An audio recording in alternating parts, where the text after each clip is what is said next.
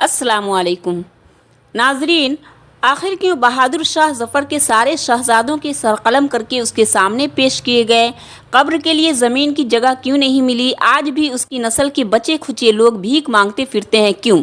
पढ़ें और अपनी नस्ल को भी बताएं, तबाही एक दिन में नहीं आ जाती। सुबह ताख़ीर से बेदार होने वाले अफराद दर्ज झैल तहरीर को गौर से सुनें और पढ़ें। नाजरीन, अब थोड़ी देर के लिए अपने आप को 1850 ईस्वी में लेकर चलते हैं। ज़माना 1850 ईस्वी के लगभग का है, मकाम दिल्ली है, वक्त सुबह के 3:30 बजे का है।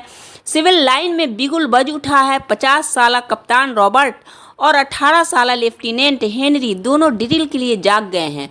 2 घंटे बाद तुलुए आफ्ताब के वक्त अंग्रेज सिविलियन भी बेदार होकर वर्जिश कर रहे हैं। अंग्रेज औरतें घुड़सवारी को निकल गई हैं। 7 बजे अंग्रेज मजिस्ट्रेट दफ्तरों में अपनी अपनी कुर्सियों पर बैठ चुके हैं। ईस्ट इंडिया कंपनी के सफ़ीर सर थॉमस मटकाफ दोपहर तक काम का अक्सर हिस्सा ख़त्म कर चुका है। कोतवाली और शाही दरबार के ख़तों का जवाब दिया जा चुका है। बहादुर शाह ज़फ़र के ताज़ा तरीन हालात का तजिज़िया आगरा और कलकत्ता भेज दिया गया है।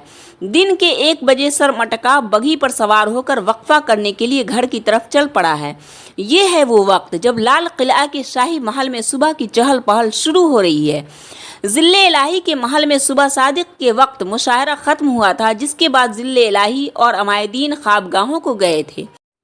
इस हकीकत का दस्तावेजी सबूत मौजूद है कि लाल किला में नाश्ते का वक्त और दिल्ली के बरतानवी हिस्से में दोपहर के लंच का वक्त एक ही था।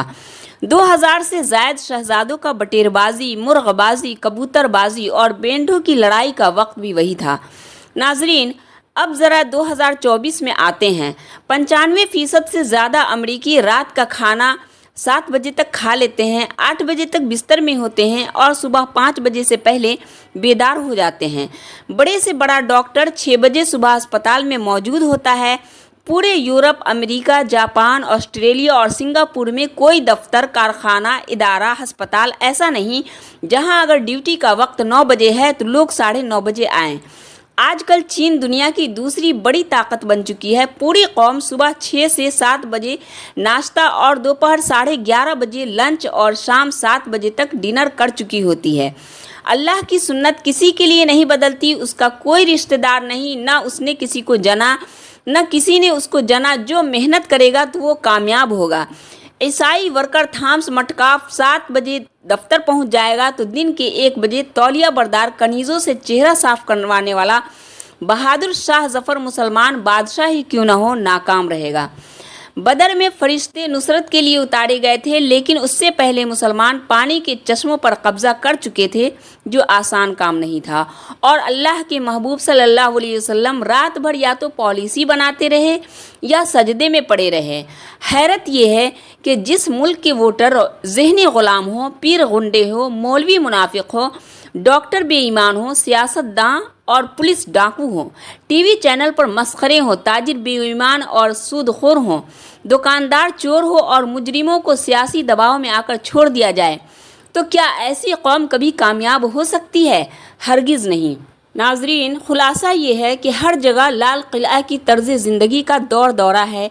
कितने वज़ीर, कितने सेक्रेटरी, कितने इंजीनियर, कितने डॉक्टर, कितने पुलिस ऑफिसर, कितने डीसी, कितने क्लर्क 8 बजे ड्यूटी पर मौजूद होते हैं।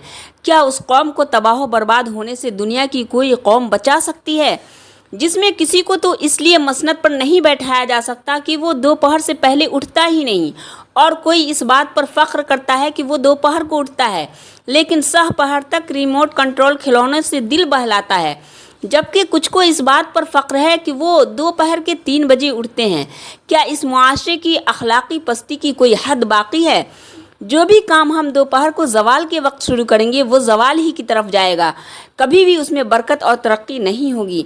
और ये मत सोचा करें कि मैं सुबह सुबह उठकर काम पर जाऊंगा तो उस वक्त लोग सो रहे होंगे, मेरे पास गाहक किधर से आएगा? गाहक और रिज़्क़ अल्लाह रब्बुल इज़्ज़त भेजते हैं। अल्लाह ताला से दुआ है कि अल्लाह ताला हमें वक्त का पाबंद बनाए, इससे पहले कि ये ज़िंदगी हमसे छिन जाए। हम ज़िंदगी की कदर करें, वक्त पर सोएं और वक्त पर बेदार हों। ज़िल्लत और रुसवाई हमारी मुक़द्दर बन चुका है। हम अल्लाह और रसूल के अहकाम को छोड़कर दुनिया की चकाचौंध में खो गए हैं। अब भी वक्त है कि हम अपने आमाल का जायज़ा लें اور ہم اپنے اعمال کی اصلاح کریں۔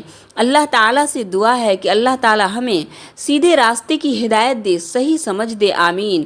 ناظرین، اسی طرح کی سبق آموز باتیں، صحیح حدیثیں، سچے واقعات کی معلومات کے لیے چینل کو لائک، شیئر اور سبسکرائب ضرور کریں۔ اللہ حافظ۔